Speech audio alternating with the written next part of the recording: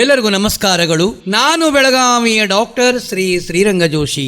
ಇದು ಜಗದ ಜಗುಲಿ ಆಕಾಶವಾಣಿ ವಿಶ್ವವಾಣಿ. ನಮ್ಮ ಧ್ವನಿ ನಿಮ್ಮ ಧ್ವನಿ, ನಿಮ್ಮೆಲ್ಲರ ಮೆಚ್ಚಿನ ಧ್ವನಿ, ನಮ್ಮೂರ ಬಾನುಲಿ 90.8 FM. ಕೇಳುಗರೆ, ಇಂದಿನ ಈ ಸಂದರ್ಶನ ಕಾರ್ಯಕ್ರಮದಲ್ಲಿ ವಿಶೇಷವಾದಂತಹ ಅತಿಥಿಗಳು ಬಸವರಾಜ್ ಪಾಟೀಲ್, ಪತ್ರಕರ್ತರು ಹಾಗೂ ಹೋರಾಟಗಾರರು. ವೀರಾಪುರ ಮಲಪ್ರಭಾ ನದಿಯ ತೀರದಲ್ಲಿ ಮೆರೆಯುವ ಈ ಸುಂದರ ಹಳ್ಳಿ. ಈ ವೀರಾಪುರ ಗ್ರಾಮಕ್ಕೆ ಮಲಪ್ರಭಾ ನದಿಯು ಪ್ರಥಮ ಪ್ರವೇಶ ಕಿತ್ತೂರು ತಾಲೂಕಿಗೆ ಆಗಿದೆ ಎಂದು ಹೇಳಲು ನಮಗೆ ಬಹಳ ಹೆಮ್ಮೆ ಎನ್ನಿಸ್ತದೆ. ಕೇಳುಗರೆ, ನಮ್ಮ ನಾಡು, ನುಡಿ, ಕಲೆ, ಸಾಹಿತ್ಯ, ಸಂಗೀತ, ವೈದ್ಯಕೀಯ, ನ್ಯಾಯವಾದಿ, ಶೈಕ್ಷಣಿಕ ಹೀಗೆ ಹಲವಾರು ಕ್ಷೇತ್ರಗಳಲ್ಲಿ ಸಾಧನೆ ಮಾಡಿದಂತಹ ಮಹನೀಯರನ್ನು, ಮಹಿಳೆಯರನ್ನು ಪರಿಚಯ ಮಾಡಿಕೊಡುವುದೇ ನಮ್ಮೂರ ಬಾನುಲಿ ಕೇಂದ್ರದ ಮುಖ್ಯ ಉದ್ದೇಶ. ಕೇಳುಗರೆ, ಇಲ್ಲಿ ಭಾವನೆಗಳ ವಿನಿಮಯ, ಇಲ್ಲಿ ಮನಸ್ಸಿನ ತರಂಗಗಳನ್ನು ಹದ ಮಾಡುವ ಕೇಂದ್ರ ಇದು ನಮ್ಮೂರ ಬಾನುಲಿ ಕೇಂದ್ರ. ಶಬ್ದಗಳ ಸಂಭ್ರಮದ ಚಿಲಿಪಿಲಿಯ ಜಾತ್ರೆಯ ಸಂಭ್ರಮ ಇಲ್ಲಿ ನಡೆಯುವುದು. ಕೇಳುಗರೆ, ಮೊದಲು ಬಸವರಾಜ್ ಅವ್ರನ್ನ ನಮ್ಮ ಪರವಾಗಿ, ನಿಮ್ಮೆಲ್ಲರ ಪರವಾಗಿ, ಸಿಬ್ಬಂದಿ ಪರವಾಗಿ ಆದರದಿಂದ ಸ್ವಾಗತಿಸಿ ನಮಸ್ಕರಿಸೋಣ. ಬಸವರಾಜರ, ನಮ್ಮೂರ ಬಾನುಲಿ ಕೇಂದ್ರಕ್ಕೆ ಬಂದಿರಿ, ನಿಮಗೆ ಮನದಾಳದ ಅಭಿನಂದನೆಗಳನ್ನು ಹೇಳಿ ಆದರದ ಸ್ವಾಗತ ಹಾಗೂ ನಮನಗಳು. ಧನ್ಯವಾದಗಳು ಸರ್. ತಮ್ಮ ಕೇಳುಗರೆ, ವಾಡಿಕೆಯಂತೆ ಆದಿ ಮಹಿಳಾ ಕವಿತ್ರಿ ಅಕ್ಕನ ಒಂದು ಸುಂದರ ವಚನದೊಂದಿಗೆ ಇಂದಿನ ಕಾರ್ಯಕ್ರಮವನ್ನು ಆರಂಭ ಮಾಡೋಣಂತೆ ಹಾಗೂ ಇಂದಿನ ಕಾರ್ಯಕ್ರಮವನ್ನು ಅಕ್ಕ ಮಹಾದೇವರಿಗೆ ಸಮರ್ಪಣೆ ಮಾಡೋಣಂತ.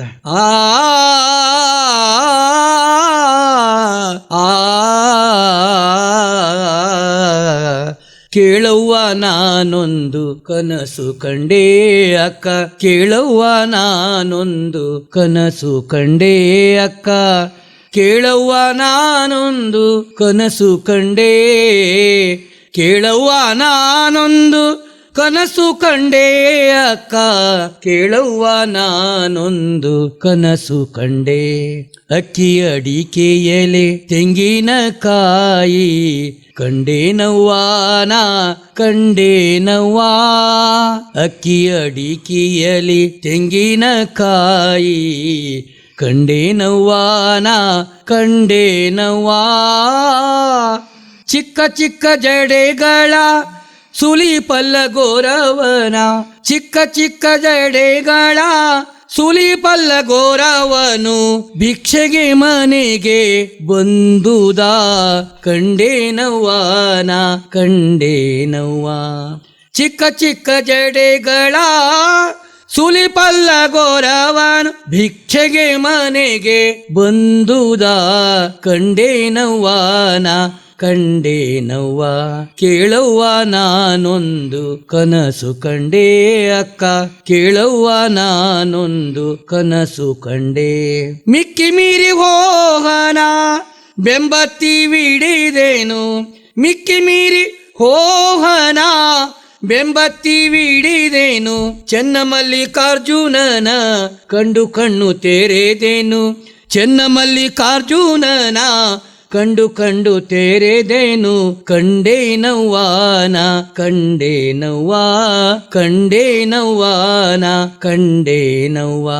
ಕೇಳವ್ವ ನಾನೊಂದು ಕನಸು ಕಂಡೇ ಅಕ್ಕ, ಕೇಳವ್ವ ನಾನೊಂದು ಕನಸು ಕಂಡೇ, ಕನಸು ಕಂಡೇ, ಕನಸು ಕಂಡೇ, ಕನಸು ಕಂಡೇ. ಆ ಆ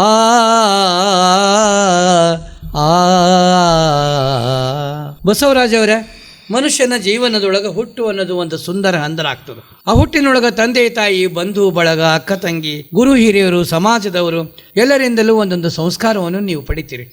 ಇವತ್ತು ನಿಮ್ಮ ಧೀಮಂತ ಶ್ರೀಮಂತ ಹಿಮಾಲಯವನ್ನು ಮೆಟ್ಟಿ ನೀರಿನಂತ ಒಬ್ಬ ಧೀಮಂತ ಹೋರಾಟಗಾರರಾಗಿ, ಪತ್ರಗಾರರಾಗಿ ರಾರಾಜಿಸುತ್ತಿರುವಿರಿ. ಅದಕ್ಕೆಲ್ಲ ಕಾರಣ ನಿಮ್ಮ ಹುಟ್ಟು, ಬಾಲ್ಯ, ಸಂಸ್ಕಾರ. ಕಾರಣ ನಿಮ್ಮ ತಂದೆ ತಾಯಿ ಹುಟ್ಟು ಎಲ್ಲವನ್ನು ನಮ್ಮ ಕೇಳುಗರಿಗೆ ವಿವರವಾಗಿ ಹೇಳಿರಿ. ಎಲ್ಲ ಬಾನುಲಿಯ ಒಂದು ರೀತಿ ಕೇಳುಗರಿಗೆ ನಿಮ್ಮ ಬಸವರಾಜು ಮಾಡುವ ವಿಶೇಷವಾಗಿ ಒಂದು ವಂದನೆಗಳು. ಹಿರಿಯರು ಹಾಗೂ ಪತ್ರಕರ್ತರಿಗೂ ಹಾಗೂ ಕಲಾವಿದರಾಗಿರ್ತಕ್ಕಂಥ ಜೋಶಿ ಸರ್ಗೂ ಸಹ ನನ್ನ ಹೃದಯಪೂರ್ವಕ ವಂದನೆಗಳನ್ನು ಸಲ್ಲಿಸುತ್ತಾ, ಬಸವರಾಜ್ ಅಂತ ವಿಶೇಷವಾಗಿ ನಾನು ಹುಟ್ಟಿದ್ದು ಒಂದು ರೀತಿ ತುಮಕೂರು ಜಿಲ್ಲೆಯ ಮಧುಗಿರಿ ತಾಲೂಕಿನ ಒಂದು ರೀತಿ ಬೂದಿನಹಳ್ಳಿ ಅಂತಕ್ಕಂಥ ಒಂದು ಗ್ರಾಮದಲ್ಲಿ ಹುಟ್ಟುತ್ತೇನೆ. ಹುಟ್ಟಿ ಸಿದ್ಧಗಂಗಾ ಮಠದಲ್ಲಿ, ತುಮಕೂರು ಸಿದ್ಧಗಂಗಾ ಮಠದಲ್ಲಿ ಓದ್ತೇನೆ. ಕಾರಣಾಂತರಗಳಿಂದ ನಾನು ಹುಟ್ಟಿನಿಂದಲೇ ನಾನು ಮಠಕ್ಕೆ ಹೊರಟೋದೆ, ಕೆಲ ತಂದೆ ತಾಯಿಗಳ ಇದರಿಂದ. ನನ್ನ ತಂದೆ ಹೆಸರು ಚಂದ್ರಶೇಖರ್, ತಾಯಿ ಹೆಸರು ಗೌರಮ್ಮ ಅಂತ. ಎಷ್ಟು ಜನ ಅಣ್ಣ ತಮ್ಮಂದ್ರು ತಂಗಿಯರು? ನಾನು ನನ್ನ ತಮ್ಮ ಇದ್ದಾರೆ, ಇನ್ನೊಬ್ಬ ತಾಯಿಗೆ ಮಗಳ ತಂಗಿ ಇದ್ದಾರೆ. ತಂಗಿ. ಹಾಂ. ಅಲ್ಲ, ನಿಮ್ದು ಇವಾಗ ನೀವು ಅಲ್ಲೇ ಸ್ಕೂಲಿಗೆ ಹೋಗ್ತಿದ್ದಾರಲ್ಲ ನಿಮ್ಮ ಊರಲ್ಲಿ, ಕನ್ನಡ ಮಾಧ್ಯಮನೇ ಓದಿರೋದಾ? ಕನ್ನಡ ಮಾಧ್ಯಮ ಸರ್. ಎಲ್ಲಿವರೆಗಿತ್ತು ಅದು? ನಾನು 1 to 2nd PUC ವರೆಗೂ ಕನ್ನಡ ಮಾಧ್ಯಮ. ಅಲ್ಲ, ನಿಮ್ಮ ಸ್ಕೂಲ್ 1ರಿಂದ 7ನೇ ತೆಗಿತಲ್ಲ ಫಸ್ಟ್ ಅದು. ಹಾಂ ಹಾಂ. ಆಮೇಲೆ ನಿಮ್ಮ ಮೆಚ್ಚಿನ ಗುರುಗಳ ಹೆಸರು ಹೇಳ್ರಿ. ನನ್ನ ಮೆಚ್ಚಿನ ಗುರುಗಳು ಅಂದರೆ ಡಾಕ್ಟರ್ ಶಿವಕುಮಾರ ಮಹಾಸ್ವಾಮೀಜಿಯವರೇ ಸರ್, ನನ್ನ ಗುರುಗಳು, ಜೀವನದ ಗುರುಗಳು ಸಹ ಅವರು. ಬಾಲ್ಯ ಸ್ನೇಹಿತರು ಇದ್ರಿ? ಬಾಲ್ಯ ಸ್ನೇಹಿತರು ತುಂಬ ಜನ ಇದ್ದರು. ಕೆಲವ್ರ ಹೆಸರು ಹೇಳಿರಲ್ಲ, ನಿಮ್ಮ ನಿಕಟ ಸಂಪರ್ಕ ಇವತ್ತಿನವರೆಗೆ ಇದ್ದವ್ರು. ನನಗೆ ಇಲ್ಲೇವರೆಗೂ ಸಹ ಚಿಕ್ಕ ವಯಸ್ಸಾಗಿಂದ ನನಗೆ ಸಂಪರ್ಕ ಇರ್ತಕ್ಕಂಥ ಸ್ನೇಹಿತರಂದರೆ ಒಂದು ಮಲ್ಲಪ್ಪ ಅಂತ, ಈಗ ಇಲ್ಲೇ ಶಿಕ್ಷಕರ ಕೆಲಸ ಮಾಡ್ತಾರೆ, ಮಹೇಶ್ವರಿ ಒಂದು ಅಂಧ ಮಕ್ಕಳ ಶಾಲೆಗೆ, ಬ್ಲೈಂಡ್ ಸ್ಕೂಲಿಗೆ. ಹಾಂ, ಪರಿಚಯ ಇದೆ. ಹಾಂ ಸರ್, ನಾನು ಅವರು ಸಹ ಇದು ಕ್ಲಾಸ್ಮೇಟು. ಎರಡನೇದು ಸಾಕಷ್ಟು ಜನ ಇದ್ದಾರೆ, ವಿಶೇಷ ಉಮೇಶ್ ಅಂತ ಇದ್ದಾರೆ, ರಂಗ ಅಂತ ಇದ್ದಾರೆ, ಮತ್ತು ಹಲವಾರು ಜನ ಇದ್ದಾರೆ ಸರ್. ನಿಮಗೆ ಅವಾಗ ಪ್ರಾರ್ಥನೆ ಇತ್ತು? ಇತ್ತು ಸರ್, ಇತ್ತು. ಸಮವಸ್ತ್ರ ಇತ್ತು? ಇತ್ತು. ಪ್ರಾರ್ಥನೆ ಅವಶ್ಯಕತೆ ಅಂತೀರಿ ಮಕ್ಕಳಿಗೆ? ಹೌದು, ಅದ್ರ ಬಗ್ಗೆ ಮಾತಾಡಿ. ವಿಶೇಷವಾಗಿ ಈಗಿನ ಯುವ ಸಮೂಹಕ್ಕೆ ಒಂದು ರೀತಿ ಆಧ್ಯಾತ್ಮಿಕವಾಗಿ ಜಾಸ್ತಿ ಒಂದು ರೀತಿ ಇದು ಮಾಡ್ಬೇಕಾದ್ರೆ, ಹೆಚ್ಚಿನ ಒಂದು ರೀತಿ ಮಾನಸಿಕ ಸಮತೋಲನ ಬೇಕಾದರೆ ಖಂಡಿತ ಪ್ರಾರ್ಥನೆ ಮತ್ತು ಧ್ಯಾನ, ಪ್ರಾಣಾಯಾಮ ಇವೆಲ್ಲ ಅವಶ್ಯಕ ಸರ್. ಮತ್ತು ಸಮಾನತೆ ತೋರಿಸ್ತದೆ. Yes sir. ಪ್ರಾರ್ಥನೆ ಎಂದಿದ್ರೆ ಸಮವಸ್ತ್ರದಿಂದ. Yes sir. ಇವತ್ತಿನ ಮುಖ್ಯ ಸುದ್ದಿಗಳು ಅದೆಲ್ಲ ಹೇಳ್ತಿದ್ರಿ, ಪೇಪರ್ದು ಅದೇ ಮಾತು.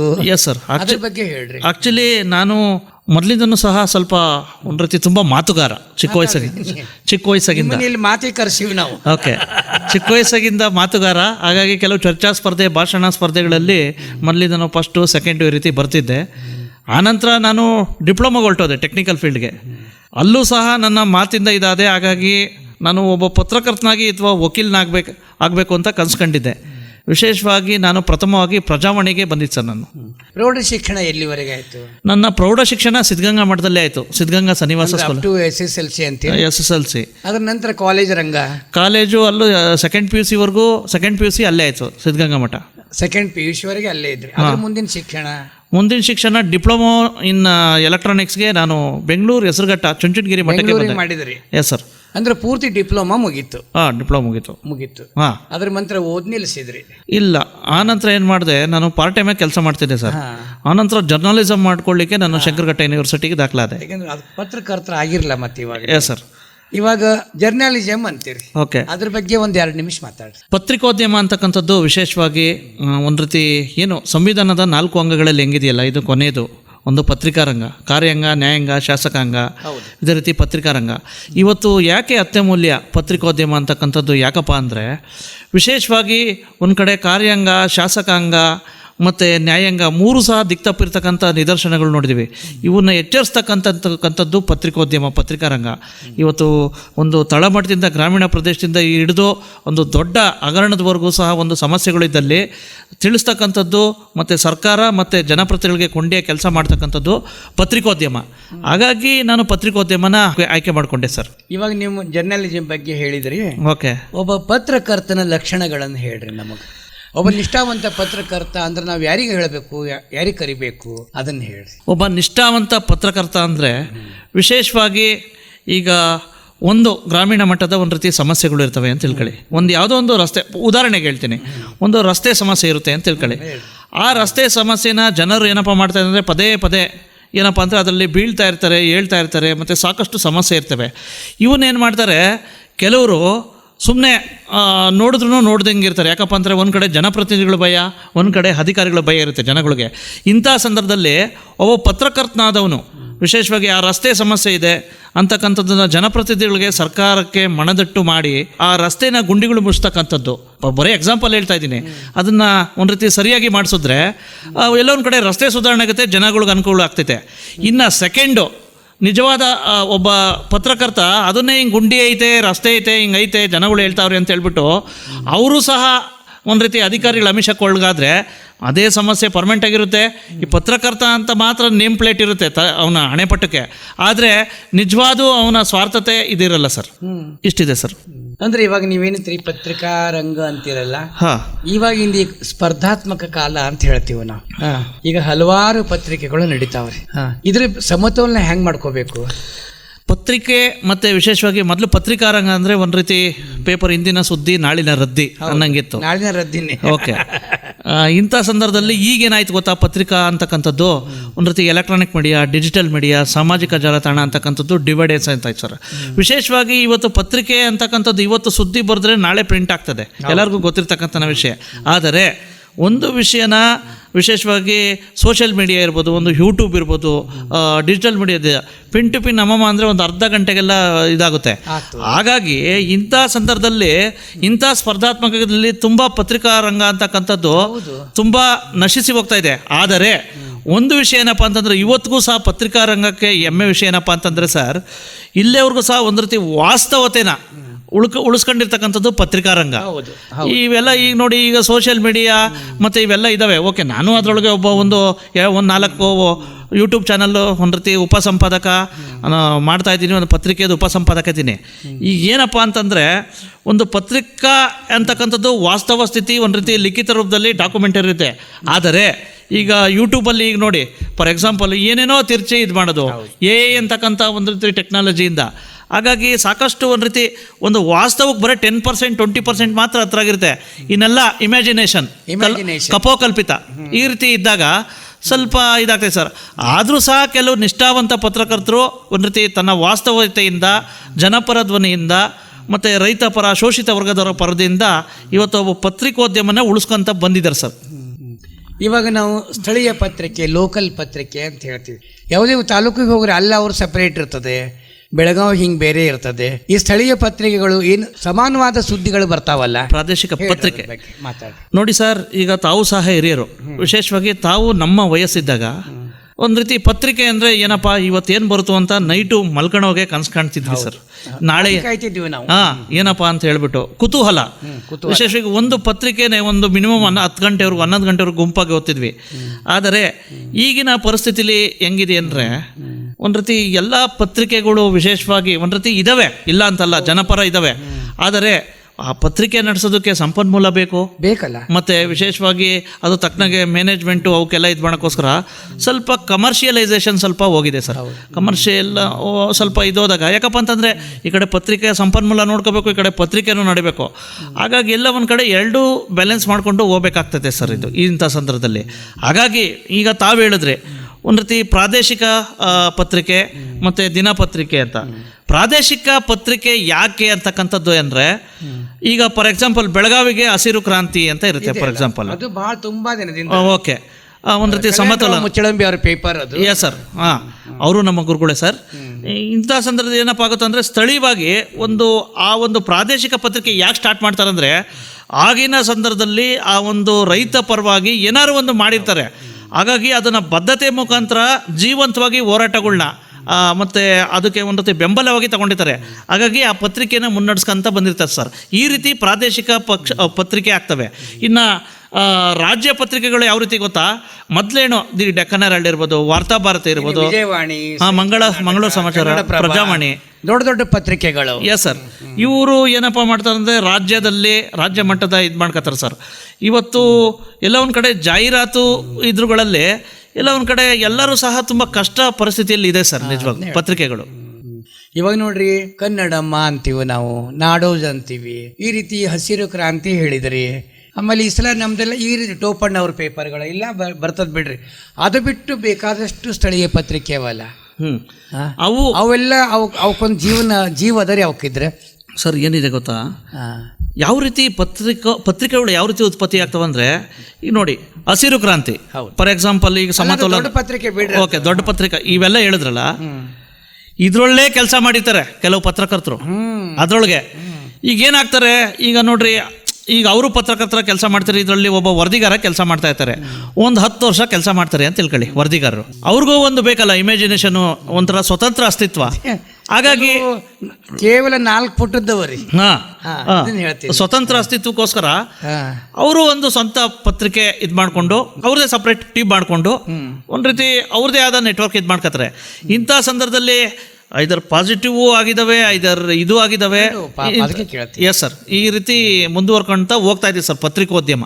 ಅಮ್ಮ ಎಂಬ ಮಾತಿಗಿಂತ ಬೇರೆ ಮಂತ್ರ ಎಲ್ಲಿದೆ ಅದು ನೀಡುವ ಶಾಂತಿ ಕಾಂತಿ ಯಾವ ತಾರೆ ರವಿಗಿದೆ ಅಮ್ಮ ಎಂಬ ಮಾತಿಗಿಂತ ಬೇರೆ ಮಂತ್ರ ಎಲ್ಲಿದೆ ಅದು ನೀಡುವ ಶಾಂತಿ ಕಾಂತಿ ಯಾವ ತಾರೆ ರವಿಗಿದೆ ಹಾಲು ಕುಡಿಸಿ ಹೃದಯ ಬಿಡಿಸಿ ಪ್ರೀತಿ ಉಣಿಸಿ ಮನಸ್ಸಿಗೆ ಹಾಲು ಕುಡಿಸಿ ಹೃದಯ ಬಿಡಿಸಿ ಪ್ರೀತಿ ಉಣಿಸಿ ಮನಸ್ಸಿಗೆ ಬಾಳತೇದು ಮಕ್ಕಳಿಗೆ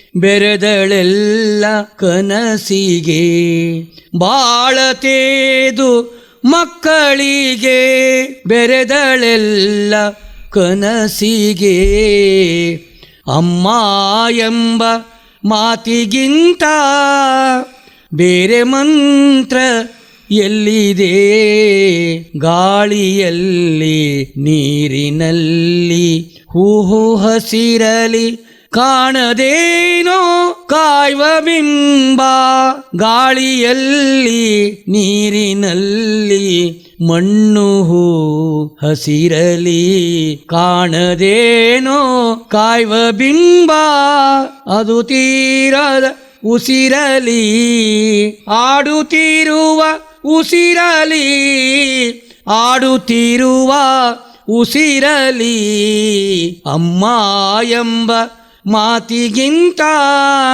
ಬೇರೆ ಮಂತ್ರ ಎಲ್ಲಿದೆ ಮರೆವೆ ಹೇಗೆ ಹೇಳೆ ತಾಯಿ ನಿನ್ನ ಈ ವಾತ್ಸಲ್ಯವ ಮರೆವೆ ಹೇಗೆ ಹೇಳೆ ತಾಯಿ ನಿನ್ನೀ ವಾತ್ಸಲ್ಯವ ಅರಿವೆ ಹೇಗೆ ಹೇಳೆ ತಾಯಿ ಅರಿವೆ ಹೇಗೆ ಹೇಳೆ ತಾಯಿ ನಿನ್ನ ಪ್ರೀತಿ ಎಲ್ಲಿಯ ಅಮ್ಮ ಎಂಬ ಮಾತಿಗಿಂತ ಬೇರೆ ಮಂತ್ರ ಎಲ್ಲಿದೆ ಅದು ನೀಡುವ ಶಾಂತಿ ಕಾಂತಿ ಯಾವ ತಾರೆ ರವಿಗಿದೆ ಅಮ್ಮ ಎಂಬ ಮಾತಿಗಿಂತ ಬೇರೆ ಮಂತ್ರ ಎಲ್ಲಿದೆ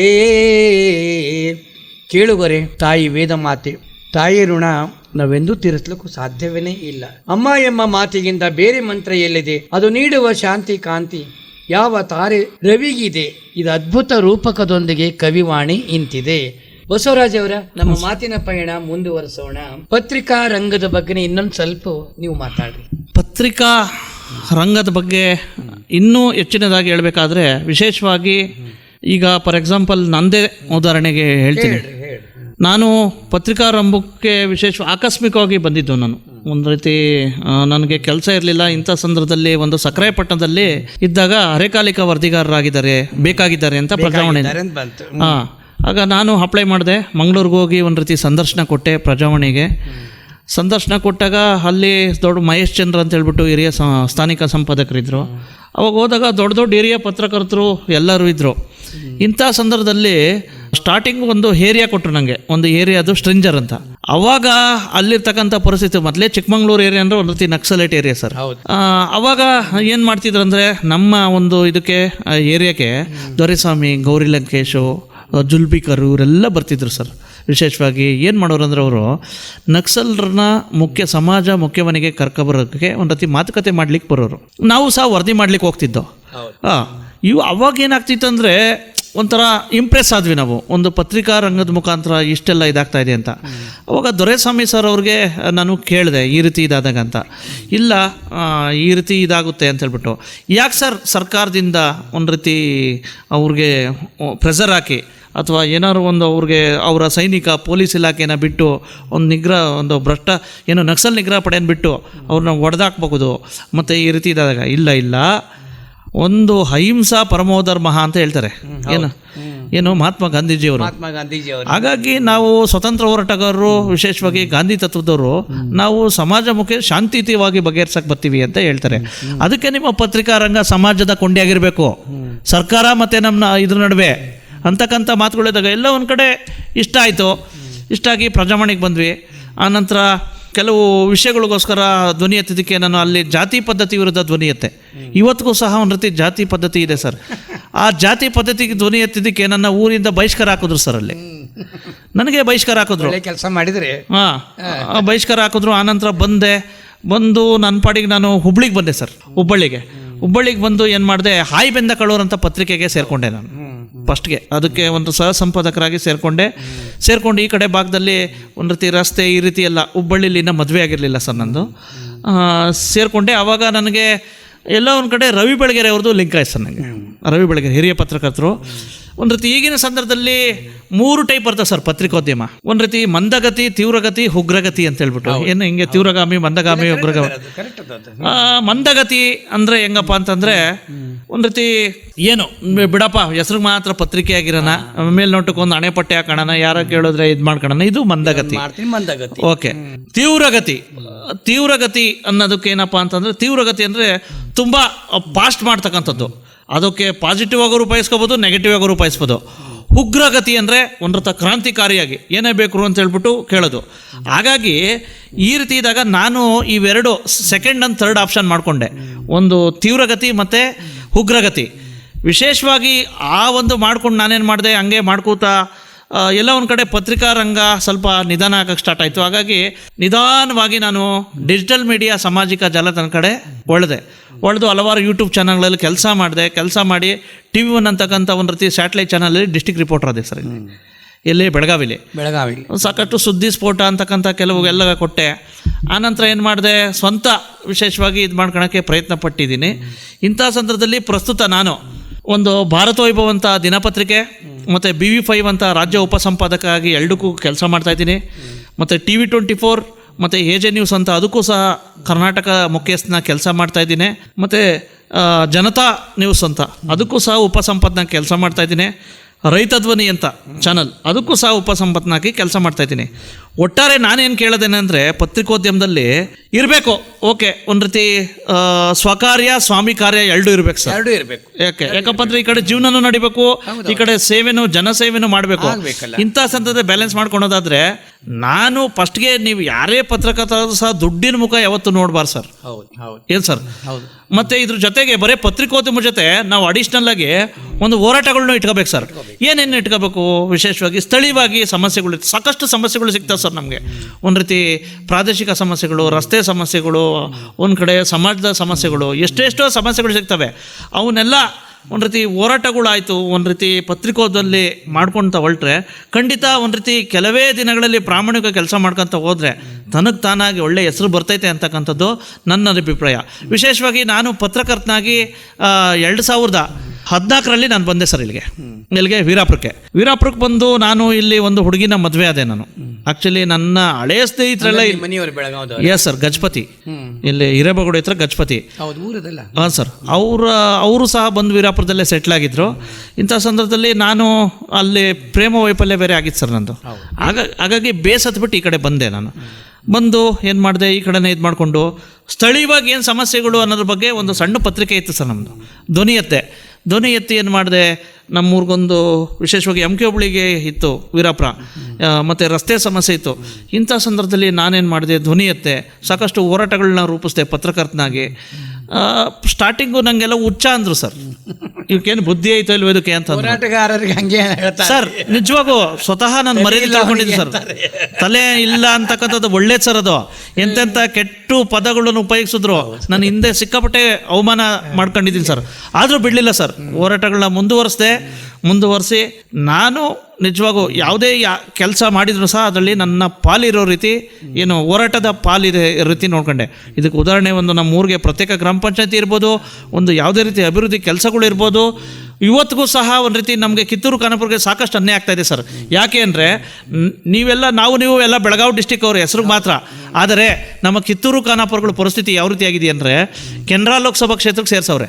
ನಮ್ಮ ಸಂಸದರು ಭೇಟಿ ಆಗ್ಬೇಕಾದ್ರೆ ದೂರದ ಶಿರ್ಸಿಗೆ ಹೋಗ್ಬೇಕು, ಕಾರವಾರ್ಗೆ ಹೋಗ್ಬೇಕು, ಏನು ಸರ್.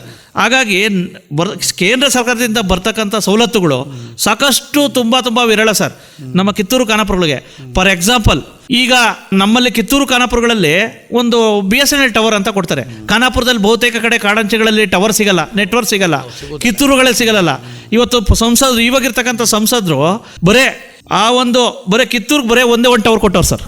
ಅದೇ ಅವ್ರು ಶಿರ್ಸಿಗೆ 53 ಬಿಡುಗಡೆ ಮಾಡ್ಕೊಂಡವ್ರೆ, 53 ಟವರು. ಮತ್ತು ಖಾನಾಪುರ್ಗೆ ಸಾಕಷ್ಟು ಕಾಡಂಚಿನ ಇವತ್ತಿಗೂ ಸಹ ನೆಟ್ವರ್ಕ್ ಸಮಸ್ಯೆ ಇದೆ ಸರ್, ಬರೀ 8 ಕೊಟ್ಟವ್ರು ಸರ್. ಈ ರೀತಿ ತಾರತಮ್ಯ ಇದ್ದಾಗ ಯಾಕೆ ನಮ್ಮ ಕಿತ್ತೂರು ಖಾನಾಪುರಗಳನ್ನ ಡಿವೈಡ್ ಮಾಡ್ಕೋಬಾರ್ದು ಅಂತಕ್ಕಂಥದ್ದು ನನ್ನ ಪತ್ರಿಕೋದ್ಯಮ ಪ್ಲಸ್ ಹೋರಾಟಗಳ ಮುಖಾಂತರ ಧ್ವನಿ ಎತ್ತಿ ಕೆಲಸ ಮಾಡ್ತಾ ಇದ್ದೀನಿ ಸರ್. ನೀವು ಹಲವಾರು ದಾರಿಗಳಲ್ಲಿ ಹೋರಾಟಗಾರರಾಗಿ ಎನಿಸಿಕೊಂಡ್ರಿ. ನೀವು ನಿಮ್ಮ ಹೋರಾಟತನದೊಳಗೆ ಯಶಸ್ಸು ಸಿಕ್ಕದೆ ನಿಮಗೆ? ವಿಶೇಷವಾಗಿ ನಾನು ಕನ್ಸ್ಕೊಂಡಿದ್ದಕ್ಕೂ ಮತ್ತು ಈಗಿರ್ತಕ್ಕಂಥದ್ದು ಸ್ವಲ್ಪ ನಂಗೆ ಅಲ್ಪ ತೃಪ್ತಿ ಇದೆ ಸರ್. ಆತಲ್ಲ, ಅಲ್ಪ ತೃಪ್ತಿ ಇದೆ. ಯಾಕಪ್ಪ ಅಂತಂದರೆ ತುಂಬ ಜನ ಅಂತೂ ಮಾಡಲೇಬೇಕಲ್ಲ, ತುಂಬ ಜನ ಆಡ್ಸ್ಕೊಂಡವ್ರು ಸರ್. ವಿಶೇಷವಾಗಿ ಎಲ್ಲಿ ಯಾವ ಆಗಲ್ಲ ಅಂತ ಹೇಳ್ಬಿಟ್ಟು ಎಷ್ಟೋ ಜನ ಎದುರುಗಡೆ ಅಂದಿರಿ ಸರ್, ಇದು ನಿಮ್ಮ ಕೈಲಿ ಆಗಲ್ಲ ಬಿಡಿ ಅಂತ. ಅಂಥದ್ರಲ್ಲಿ ಯಾವಾಗ DC ಅವ್ರ ಗ್ರಾಮೋತ್ಸವ ಕರ್ಕೊಂಡೋಗಿ ಪ್ರತ್ಯೇಕ ಗ್ರಾಮ ಪಂಚಾಯತಿ ಇದು ಮಾಡಿದ್ದೀನಿ, ಮತ್ತು ಕಿತ್ತೂರು ಖಾನಾಪುರ ಪ್ರತ್ಯೇಕವಾಗಿ ಲೋಕಸಭಾ ಕ್ಷೇತ್ರ ಮಾಡಬೇಕು, ಡಿವೈಡ್ ಮಾಡಬೇಕು ಅಂತ ಧ್ವನಿ ಎತ್ತಿದ್ದೀನಿ. ಹಲವಾರು ಜನಗಳಿಗೆ ವಿಶೇಷವಾಗಿ ಗ್ರಾಮೀಣ ಪ್ರದೇಶ ನ್ಯಾಯ ದೊರಸ್ಕೊಡ್ತಿದ್ದೀನಿ. ಮೊನ್ನೆ ತಾನೇ ಒಂದು ಜನರ ಪ್ರತಿಕ್ರಿಯೆ ಸಿಕ್ಕಿದೆ ಅಂದ್ರೆ ನಿಮ್ಗೆ? ಸಿಕ್ಕಿದೆ. ಹೋರಾಟ ಮಾಡುವಾಗ ಜನರ ಬೆಂಬಲನೂ ಬೇಕಲ್ಲ. ಎಸ್ ಸರ್, ಮೊದಲು ಸಿಕ್ಕಿರಲಿಲ್ಲ, ಇವಾಗ ಸಿಗ್ತಾ ಇದೆ. ಎಸ್ ಸರ್, ಸಿಗ್ತಾ ಇದೆ. ನಿರೀಕ್ಷೆ ನಿಮ್ಮ ಕೆಲಸಗಳನ್ನು ನೋಡಿ ಇವಾಗ ಎಸ್ ಸರ್ ಬೆಂಬಲ ಸಿಕ್ಕಿದೆ. ಎಸ್ ಸರ್, ಸಿಕ್ಕಿದೆ. ಮಾಡ್ತಾರೆ ಅನ್ನೋದು ಒಂದು ವಿಶ್ವಾಸ ನನ್ನ ಮೇಲೆ ಭರವಸೆ ಇಟ್ಟಿದ್ದಾರೆ, ನಂಬಿಕೆ ಇಟ್ಟಿದ್ದಾರೆ ಸರ್. ಇವಾಗ ನೀವು ಪತ್ರಿಕಾ ರಂಗನೊಳಗೂ ಯಶಸ್ಸು ಕಂಡ್ರಿ, ಹೋರಾಟಗಾರರಾಗಿ ಯಶಸ್ಸು ಕಂಡಿರಿ. ಇವಾಗ ನಿಮಗೆ ಬಸವರಾಜರವರು ಅಂತ ಒಂದು ಒಳ್ಳೆ ಪತ್ರಿಕಾಕರ್ತರು, ಒಳ್ಳೆ ಹೋರಾಟಗಾರರು ಅಂತ ಮನೆ ಮಗಾಗಿ ಒಂದು ಹೆಸರು ಮಾಡ್ಕೊಂಡಿರಿ. ಇವಾಗ ನಿಮ್ಮ ಪ್ರಶಸ್ತಿಗಳು ಬಂದಿರಬೇಕಲ್ಲ ನಿಮ್ಮ ಶ್ರಮಕ್ಕೆ? ಎಸ್ ಸರ್, ಪ್ರಶಸ್ತಿಗಳ ಬಗ್ಗೆ ಮಾತಾಡ್ರಿ. ಬಂದಿದೆ. ವಿಶೇಷವಾಗಿ ನನಗೆ ಕೊರೋನಾ ಸಂದರ್ಭದಲ್ಲಿ ಸಾಕಷ್ಟು ಒಂದು ರೀತಿ ಏನಪ್ಪ ಅಂತಂದರೆ ಪತ್ರಕರ್ತನಾಗಿ ಕೆಲಸ ಮಾಡ್ತಿದ್ದೆ. ಫಸ್ಟ್ಗೆ ಬೆಳಗಾವಿ ಡಿಸ್ಟಿಕ್ಗೆ ಒಂದು ರೀತಿ ಕರೋನಾ ಅಂತಕ್ಕಂಥದ್ದು ಒಕ್ಕರಿಸಿದ್ದು ನಮ್ಮ ಹಿರೇಬಾಗೋಡಿಗೆ ಸರ್. ಹಿರೇಬಾಗೋಡಿ ನನ್ನ ಏರಿಯಾಗೆ ಬಂತು. ನಾನೇನು ಮಾಡ್ತಿದ್ದೆ, ವಿಶೇಷವಾಗಿ ಈ ಕಡೆ ನೋಡಿ ರೈತರದೆಲ್ಲ ಬೆಲೆ ಇರ್ತಿರ್ಲಿಲ್ಲ, ತರಕಾರಿ ಎಲ್ಲ ಬೆಲೆ ಇಲ್ದಿದ್ದಕ್ಕೆ ಎಲ್ಲ ಅಲ್ಲೇ ನಾಶ ಆಗತ್ತೆ ಸರ್. ಎರಡನೇ ಪಾಯಿಂಟು, ಇವತ್ತು ಬಡವರು ನಿರ್ಗತಿಕರು ಇವತ್ತು ಏನಪ್ಪ ಮಾಡ್ತಿದ್ದಂದರೆ ಕರೋನಾ ಸಂದರ್ಭದಲ್ಲಿ ಒಪ್ಪತ್ತಿನ ಊಟಕ್ಕೂ ಸಹ ಸಮಸ್ಯೆ ಆಗ್ತಿತ್ತು ಸರ್. ಇಂಥ ಸಂದರ್ಭದಲ್ಲಿ ನನ್ನದೇ ಆದ ನೆಟ್ವರ್ಕು, ಏನು ಪತ್ರಕರ್ತನಾಗಿ ನಾನು ಸಹ ಸ್ವಲ್ಪ ಸಂಪರ್ಕ ಇಟ್ಕೊಂಡಿದ್ದೆ ದೊಡ್ಡ ದೊಡ್ಡ ಪ್ರಬಲರ ಜೊತೆ, ಉದ್ಯಮಿಗಳ ಜೊತೆ. ನಾನು ರಿಕ್ವೆಸ್ಟ್ ಮಾಡಿಕೊಂಡೆ ಕೆಲವು ಡಾಕ್ಟರ್ಸ್ಗಳಿಗೆ, THOಗೆ ನಮ್ಗೆ ಮಾಸ್ಕ್ ಕಳಿಸ್ಕೊಡಿ ಅಂತ ಹೇಳ್ಬಿಟ್ಟು. ಸ್ವತಃ ನಾನು ಆ ಸಂದರ್ಭದಲ್ಲಿ ಎಲ್ಲ ನನ್ನ ಕೈಲಾದಷ್ಟು ಮಾಡಿದೆ ಸರ್. ಪ್ರವಾಹ ಅಂತಕ್ಕಂಥ ಬಂದಿದ್ದು ಆ ಸಂದರ್ಭದಲ್ಲಿ ಬೆಡ್ಶೀಟ್ ಇರ್ಬೋದು, ಎಲ್ಲ ಮಾಡಿದೆ ಸರ್. ಹಾಗಾಗಿ ಇದಕ್ಕೆಲ್ಲ ಗುರುತಿಸಿ ನನಗೆ ಒಂದು ರೀತಿ ಬೆಂಗಳೂರು ಕನ್ನಡ ಸಾಹಿತ್ಯ ಪರಿಷತ್ ವತಿಯಿಂದ ನನಗೆ ಎಲ್ಲ ಪ್ರಶಸ್ತಿ, ಎಸ್ ಸರ್, ರಾಜ್ಯ ಕನ್ನಡ ಸೇವಾರತ್ನ ಪ್ರಶಸ್ತಿ, ಮಾಧ್ಯಮ ಕನ್ನಡ ಸೇವಾರತ್ನ ಪ್ರಶಸ್ತಿ ಕೊಟ್ಟು ಸರ್. ವಿಶೇಷವಾಗಿ ನಟಿ ಸುಧಾರಾಣಿಯವರ ಒಂದು ರೀತಿ ಕೈಯಲ್ಲಿ ನಾನು ಪ್ರಶಸ್ತಿ ತಗೊಂಡೆ ನಾನು. ಎರಡನೇದು ಮತ್ತು ವಿಶ್ವದರ್ಶನ ಅಂತಕ್ಕಂಥ ಪತ್ರಿಕೆ ಬಂತು. ಆ ಒಂದು ಪತ್ರಿಕೆ ಇವರು ಪ್ರತಿ ವರ್ಷವೂ ಮಾಡ್ತಾರೆ. ಇಂಥ ಸಂದರ್ಭದಲ್ಲಿ ಕೆಲವು ಗಡಿ ಶಾಲೆಗಳು, ಕನ್ನಡ ಶಾಲೆಗಳು ಮುಚ್ಚೋಗಿದ್ವು ಸರ್. ಖಾನಾಪುರದಲ್ಲಿ ಹುಮ್ರಪಾಣಿ ಅಂತ, ಅದನ್ನು ಅಧಿವೇಶನದಲ್ಲಿ ಚುಕ್ಕಿ ಪ್ರಶ್ನೆಯಾಗಿ ಪ್ರಸ್ತಾಪ ಮಾಡಿದೆ ನನ್ನ ವರದಿಗೆ. ಅದಕ್ಕೆಲ್ಲ ಹೊತ್ತು ವಿಶೇಷವಾಗಿ ಒಂದು ರೀತಿ ಸರ್ಕಾರಿ ಮುಚ್ಚೋಗಿದ್ದ ಕನ್ನಡ ಶಾಲೆನ ಪ್ರಾರಂಭ ಮಾಡಿಸ್ತೆ ಸರ್. ಹಾಗಾಗಿ ಗಡಿನಾಡ ಮಾಧ್ಯಮ ರತ್ನ ಅಂತ ಪ್ರಶಸ್ತಿ ಕೊಟ್ಟರು, ಮತ್ತು ರಾಷ್ಟ್ರೀಯ ಮಾಧ್ಯಮ ರತ್ನ ಪ್ರಶಸ್ತಿ ಅಂತ ಅದೇ ಸಂಸ್ಥೆಯವ್ರು ಕೊಟ್ಟರು. ಮತ್ತು ಕಕ್ಕೇರಿಯ ಬಿಷ್ಟಮ್ಮದೇವಿ ಅವರು ಸಹ ವಿಶೇಷವಾಗಿ ಕಿತ್ತೂರು ಖಾನಾಪುರ ಡಿವೈಡ್ ಮಾಡೋದಕ್ಕೆ ಮತ್ತು ಧ್ವನಿ ಎತ್ತಿದ್ದಕ್ಕೆ ಪ್ರಾದೇಶಿಕ ಅಸಮತೋಲನದ ಪರವಾಗಿ ಅವರು ಮೆಚ್ಚಿ ಗಡಿನಾಡ ಮಾಧ್ಯಮ ರತ್ನ ಪ್ರಶಸ್ತಿ ಕೊಟ್ಟರು. ಮತ್ತು ರೈತರ ಪರವಾಗಿ ಗೊಬ್ಬರ ಸಮಸ್ಯೆ ಆದಾಗ, ಯಾವುದೇ ರೀತಿ ಒಂದು ರೀತಿ ಕಳಪೆ ಬೀಜ ಪೂರೈಕೆ ಆದಾಗ, ಹೀಗೆ ವಿವಿಧ ಸಂದರ್ಭದಲ್ಲಿ ಧ್ವನಿ ಎತ್ತಿದ್ದಕ್ಕೆ ನನಗೆ ರೈತ ಸೇವಾರತ್ನ ಪ್ರಶಸ್ತಿ ಅಂತ ಹೇಳ್ಬಿಟ್ಟು ಬಾಬಾಗೌಡ್ರ ಪಾಟೀಲ್ ಅವರ ಸ್ಮರಣಾರ್ಥ ಹೋದ ವರ್ಷ ಇದ್ದಾಡಿ ಸರ್. ಅಂಥ ಸಂದರ್ಭದಲ್ಲಿ ನನಗೆ ಪ್ರಶಸ್ತಿ ಕೊಟ್ಟರು. ಈ ಬಾರಿನೂ ಪ್ರಶಸ್ತಿ ಕೊಟ್ಟಿದ್ರು ಸರ್, ಎಲ್ಲಿ ಚಾಮರಾಜಪೇಟೆಯಲ್ಲಿ, ಬೆಂಗಳೂರಲ್ಲಿ. ನಾನು ಹೋಗ್ಲಿಕ್ಕೆ ಆಗಲಿಲ್ಲ ಸರ್. ಇಷ್ಟು ನನಗೆ ಕಂಟಿನ್ಯೂಸ್ ಪ್ರಶಸ್ತಿಗಳು ಬಂದಿದ್ದಾವೆ ಸರ್. ನಿಮ್ಗೇನು ಸಂತೋಷ ಆಯ್ತಾ ಪ್ರಶಸ್ತಿ ಬಂದಿಂದ? Yes sir. ಆ್ಯಕ್ಚುಲಿ ಕೆಲವರು ಪ್ರಶಸ್ತಿ ಹೆಂಗಪ್ಪ ಅಂದ್ರೆ ಈಗಿನ ಸಂದರ್ಭದಲ್ಲಿ ಕೆಲವು ದುಡ್ಡು ಕೊಟ್ಬಿಟ್ಟು ಅಲ್ಲ, ಅದಕ್ಕೆ ಕೇಳ್ತೀವಿ ನಾವು. ಅದೇ ಸರ್, ನಿಮ್ಮನ್ನ ಗುರುತಿಸಿ ಪ್ರಶಸ್ತಿಗಳು ಬರಬೇಕು ನಮ್ಗೆ. ಎಸ್ ಸರ್, ನಾವು ಅದ್ರ ಬೆನ್ನು ಹತ್ತಬಾರ್ದು. Yes sir. ಕೆಲವರು ದುಡ್ಡು ಕೊಟ್ಬಿಟ್ಟು ಪ್ರಶಸ್ತಿ ಕೊಡ್ತಾರೆ ಸರ್. ಕೆಲವರು ನನಗೂ ಕಾಲ್ ಮಾಡಿದ್ರು ಇಷ್ಟ ಆಗ್ತೈತೆ ಚಾರ್ಜು ಅಂತ. ನಾನು ಡೈರೆಕ್ಟಾಗಿ ಹೇಳಿದ್ದೀನಿ ಸರ್, ಯಾವುದೇ ಕಾರಣಕ್ಕೂ ನಾನು ಆ ರತ್ನ, ಈ ರತ್ನ, ಭಾರತ ರತ್ನ, ಅವ್ರ ಪ್ರಶಸ್ತಿನೇ ದೊಡ್ಡ ಹೆಸರು ಇರ್ತಾವ್ರಿ ಸರ್. ಡಾಕ್ಟರೇಟ್ ಕೊಡ್ತೀವಿ ಅಂತ ಹೇಳಿದ್ರು. 25,000 ರೂಪಾಯಿ ಕೊಡಿ, ಬರೀ 25,000 ರೂಪಾಯಿ ಡಾಕ್ಟರೇಟ್ ಪ್ರಶಸ್ತಿ ಕೊಡೋರು ಇವರು. ಇರ್ಲಿ, ಅವ್ರವ್ರ ಕ್ಷೇತ್ರ ಅವ್ರಿಗೆ ಇರ್ಲಿ. ಹಾಂ ಸರ್. ಇವಾಗ ಪ್ರಶಸ್ತಿಗಳು ಯಾಕೆ ಕೊಡ್ತಾರ ಅಂತಂದ್ರೆ, ನೀವು ದುಡಿದಿರಂತೆ ತಿಳ್ಕೊಂಡು ಸತ್ಯವಾಗಿ ನೀವು ಪ್ರಶಸ್ತಿಗಳನ್ನು ತಗೊಂಡಿರಿ ನೀವಿದ್ರೆ. ಆಮೇಲೆ ನಿಮಗೆ ಎಷ್ಟೋ ನೀವು ಮಾತುಗಾರರಾಗಿದ್ರಿ, ಒಳ್ಳೆ ಹೋರಾಟಗಾರ ಇದ್ರಿ, ಜನರ ಚಪ್ಪಾಳೆಗಳು ನಿಮ್ಗೆ ಸಿಕ್ಕಾವಲ್ಲ, ಸಿಕ್ಕಿದೆ. ಆ ಜನರ ಚಪ್ಪಾಳೆಗಳೇ ದಿನಕ್ಕೊಂದು ಹೊಸ ಪ್ರಶಸ್ತಿ ಸರ್. ಅದೇ ಪ್ರೇರಣೆ, ಅದೇ ಪ್ರೇರಣೆ. Yes sir, yes sir. ನಮ್ಗೆ ಅದು ಸಿಕ್ಕರೆ ಸಾಕು. Yes sir. ಆಮೇಲೆ ಈ ಪ್ರಶಸ್ತಿಗಳು ಬಂದಿಂದ ಜವಾಬ್ದಾರಿ ಹೆಚ್ಚಾಗ್ತದೆ. Yes sir. ನಮ್ಮ ಜವಾಬ್ದಾರಿ ಈ ಬರೀ ಪ್ರಶಸ್ತಿ ತಗೊಂಡು ಮಾಲೆ ಹಾಕೊಂಡು ಸನ್ಮಾನ ಮಾಡ್ಕೊಂಡು ಕೂಡೋಕ್ಕಲ್ಲ. ಅದನ್ನು ಯೋಗ್ಯ ಪರ್ಸನ್ನು, ಇನ್ನೂ ನಾ ಯೋಗ್ಯವಾದ ವ್ಯಕ್ತಿ ಅಂತ ತಿಳಿದು ಭಾಳ ಕೆಲಸ ಮಾಡಬೇಕಾಗ್ತದೆ. ಪತ್ರಿಕಾ ರಂಗನೇ ಇರಲಿ, ನಿಮ್ಮ ಹಲವಾರು ಹೋರಾಟತನದಲ್ಲೇ ಇರಲಿ, ಪ್ರಶಸ್ತಿಗಳು ಬೇಕೇ ಬೇಕ್ರಿ. ಪರಿಶ್ರಮಕ್ಕೆ ಏನದಲ್ಲ, ಆದರೆ ಇನ್ನೊಬ್ಬರು ಅವ್ರ ಮಾದರಿಗೆ ನಾನು ದುಡಿಬೇಕು, ನಾನು ಪ್ರಶಸ್ತಿ ತಗೋಬೇಕು, ಒಳ್ಳೆಯದನ್ನಷ್ಟೇ ನಾವು ಆಯ್ಕೆ ಮಾಡ್ಕೊಳ್ಳೋಣ. ಬಟ್ ಪ್ರಶಸ್ತಿಗಳು ಬೇಕದು. ಬಟ್ ಆ ಪ್ರಶಸ್ತಿಗಳು ಯೋಗ್ಯ ಉಳ್ಳವರು ಸಿಗಬೇಕು, ಗುರುತಿಸಿ ತಾನಾಗಿಯೇ ಬರಬೇಕು. Yes sir. ಬಯಸದೇ ಬಂದ ಭಾಗ್ಯ ಅಂತೀವಿ. ನಿಮಗೊಂದು ಕಾಲ್ ಬರಬೇಕು, ನಿಮಗಿಂತ ಪ್ರಶಸ್ತಿ ಕೊಟ್ಟಿದೆ, ಆ ಸಂತೋಷನೇ ಬೇರೆ. ನೀವು ನಿರೀಕ್ಷೆ ಒಳಗೆ ಇರೋದಿಲ್ಲ, ಬಟ್ ನಿಮಗಲ್ಲೊಂದು ಗುರುತಿಸ್ಕೊಂಡು ನಿಮಗೊಂದು ಪ್ರಶಸ್ತಿ ಸಿಗ್ತದೆ. ಅಂಥ ಪ್ರಶಸ್ತಿಗಳು ನಿಮಗೆ ಇನ್ನೂ ಹಲವಾರು ಬರಲಿ ಅಂತ ನಾನು ಹಾರೈಸ್ತೀನಿ. ಇವತ್ತು ನೀವು ನಮ್ಮೂರ ಬಾನುಲಿ ಕೇಂದ್ರಕ್ಕೆ ಬಂದಿರಿ, ನಿಮಗೆ ಏನು ಅನ್ನಿಸ್ತಾ ಇದೆ?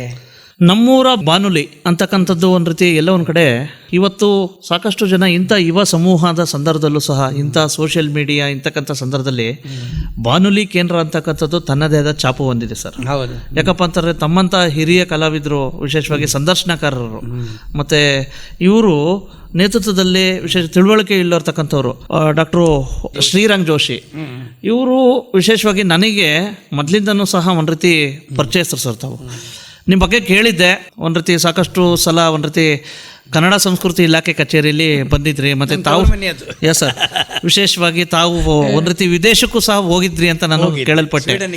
Yes sir. ನೀವು ಸಹ ಒಂದು ರೀತಿ ನಮ್ಮಂಥ ಯೂತ್ಸ್ಗೆ, ಏನು ಯುವ ಪತ್ರಕರ್ತರುಗಳಿಗೆ ನೀವು ಬಂದಿರತಕ್ಕಂಥ ಒಂದು ದಾರಿ ಇರ್ಬೋದು, ನಿಮ್ಮ ವ್ಯಕ್ತಿತ್ವ ಇರ್ಬೋದು, ನಿಮ್ಮ ಮಾತುಗಾರಿಕೆ ಇರ್ಬೋದು, ಮತ್ತು ನಿಮ್ಮ ವಿಶೇಷವಾಗಿ ನೀವು ಹಾಡುಗಾರರು ಅಂತ ಇವಾಗ ಸರ್ ಗೊತ್ತಾಗಿದ್ದಂಗೆ, ಮತ್ತು ಅದಕ್ಕಿಂತ ಹೆಚ್ಚಿನದಾಗಿ ನಿಮ್ಮ ಏನು ಈ ವಸ್ತ್ರ ಸಂಹಿತೆ ಇದೆಯಲ್ಲ, ನಿಜವಾಗೂ ನನಗೆ ನಿಮ್ಮನ್ನು ನೋಡಿದ್ರೆ ನಂಗೆ ಹೆಂಗೆ ಅನಿಸ್ತೈತೆ ಅಂದರೆ ಒಂದು ರೀತಿ ಮಾಸ್ತಿ ವೆಂಕಟೇಶ ಅಯ್ಯಂಗಾರ್ ಮತ್ತು ಈ ರೀತಿ ಹಳೆಯ ಜ್ಞಾನಪೀಠ ಪ್ರಶಸ್ತಿ ವಿಜೇತಗಳು, ಕವಿಗಳು ನನಗೆ ನೆನಪಾಗ್ತಾರೆ ಸರ್. ಈಗಿನ ಸಂದರ್ಭದಲ್ಲಿ ಎಲ್ಲ ತುಂಬ ಕಷ್ಟ, ಎಲ್ಲ ಒಂದು ರೀತಿ ಪಾಶ್ಚಿಮಾತ್ಯ ಸಂಸ್ಕೃತಿ, ಒಂದು ರೀತಿ ಒಬ್ಬ ಪಕ್ಕಾ ಒಳ್ಳೆ ಪ್ಯಾಂಟ್ ಹರ್ಕೊಂಡು ಹಾಕೊಳ್ಳೋದು ಅಲ್ಲ ಸರ್, ಒಂದು ರೀತಿ ಹಿಂದೂ ಸಂಸ್ಕೃತಿಯ ಇದಾಕೊಂಡು ಇದು ಮಾಡ್ತಿರಲ್ಲ ಸರ್, ಅದು ಇಂಪಾರ್ಟೆಂಟ್ ಸರ್. ಮತ್ತು ನಿಮ್ಮ ಬಗ್ಗೆ ವಿಶೇಷವಾಗಿ ಶ್ರೀರಂಗ್ ಜೋಶಿ ಸರು ಇವಾಗೂ ಸಹ ಒಂದು ರೀತಿ ನಿಮ್ಮ ವಯಸ್ಸಲ್ಲಿ ನಾವು ಹೆಂಗಿರ್ತೀವೋ ಗೊತ್ತಿಲ್ಲ ಸರ್, ಅದೇ ಒಂದು ರೀತಿ ಹೆಲ್ತ್ ಇದೆ. ವಿಶೇಷವಾಗಿ ಇನ್ನೊಂದೇನಪ್ಪ ಅಂತಂದರೆ, ಅದೇ ಒಂದು ನಿಮ್ಮ ಮುಖ ನೋಡಿಬಿಟ್ರೆ ಎಲ್ಲ ಒಂದು ಕಡೆ ಛೇದಸ್ಸು ವರ್ಚಸ್ಸಿದೆ ಸರ್. ಒಂದು ರೀತಿ ತುಂಬ ಸಂತೋಷ. ಈ ವಿಶೇಷವಾಗಿ ನಾನು ಎಲ್ಲ ಸಮಸ್ತ ಕೇಳುಗರಿಗೆ ಕೇಳೋದಿಷ್ಟೇ, ದಯವಿಟ್ಟು ಬಾನುಲಿ ಕೇಂದ್ರ ಅಂತಕ್ಕಂಥದ್ದು ಪ್ರತಿ ದಿವಸ ಕೇಳ್ತಾ ಇರಿ. ಸಾಕಷ್ಟು ಯಾಕಪ್ಪ ಅಂದರೆ ತುಂಬ ಹಿರಿಯರಿದ್ದಾರೆ, ಸಾಕಷ್ಟು ತಿಳುವಳಿಕೆ ಹೇಳೋರು ಅಂತಕ್ಕಂಥ ಮಾತುಗಳನ್ನು ಹೇಳ್ತಾ, ಇದರ ಮುಖ್ಯಸ್ಥರು ಮಹಾದೇವ್ ಚೌಗಲ ಅವರಿದ್ದಾರೆ. ಹಾಂ, ಅವರೆಲ್ಲ ಒಳ್ಳೆಯವ್ರು, ನಾವು ಒಂದು ಪರಿವಾರದಂಗೆ ನೋಡ್ಕೋತೀವಿ. Okay. RJ Chetan, RJ Meera ಅಂತಿದ್ದಾರೆ. ಓಕೆ. ಇಲ್ಲ, ನಮ್ದು ಯಾರು ಬಂದ್ರು ನಮ್ಮ ಪರಿವಾರದವ್ರಂಗೆ ನಾವು ಮಾಡ್ಕೊಂಡು ನಮ್ಮ ಕಾರ್ಯಕ್ರಮ ಮಾಡಿಬಿಡ್ತೀವಿ. ಓಕೆ. ನಿಮಗೆ ನಮ್ಮೂರ ಬಾನುಲಿ ಕೇಂದ್ರಕ್ಕೆ ನಮಗೂ ಸಂತೋಷ ಆಗಿದೆ ಸರ್. ನಿಮ್ಮಂಥವ್ರು ಬಂದ್ರಿ, ಒಳ್ಳೊಳ್ಳೆ ನಮ್ಮ ಕೇಳುವರಿಗೆಲ್ಲ ನಿಮ್ದೆಲ್ಲ ಅನುಭವಗಳನ್ನು, ಮಾತುಗಳನ್ನ ಹಂಚಿಕೊಂಡ್ರಿ.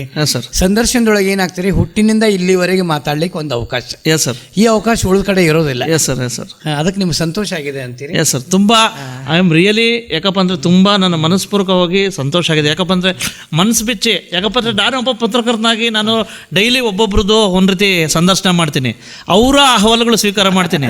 ಆದರೆ ನಮ್ಮನ್ನೊಬ್ಬರು ಒಂದು ರೀತಿ ಬಾನುಲಿ ಕೇಂದ್ರ ಅಂತಕ್ಕಂಥದ್ದು ಕರೆದು, ವಿಶೇಷವಾಗಿ ಗುರುಗಳಾಗಿರ್ತಕ್ಕಂಥ ಶ್ರೀರಂಗ್ ಜೋಶಿ ಅವರು ನಮ್ಮನ್ನ ಕೇಳಿದ್ರಲ್ಲ, ನಮ್ಮ ಮನಸ್ಸಾಗಿರ್ತಕ್ಕಂಥದ್ದನ್ನೆಲ್ಲ ಒಳಗಡೆ ಇರೋದನ್ನೆಲ್ಲ ತೆಗೆದ್ರಲ್ಲ, ಹೇಳಿದ್ರಿ. ಸರ್, ಸಂತೋಷ. ಹಾಗಾಗಿ ಎಲ್ಲ ಒಂದು ಕಡೆ ನಾನು ಸಹ ಒಂದು ರೀತಿ ತುಂಬ ಸಂತೋಷಪಟ್ಟಿದ್ದೀನಿ.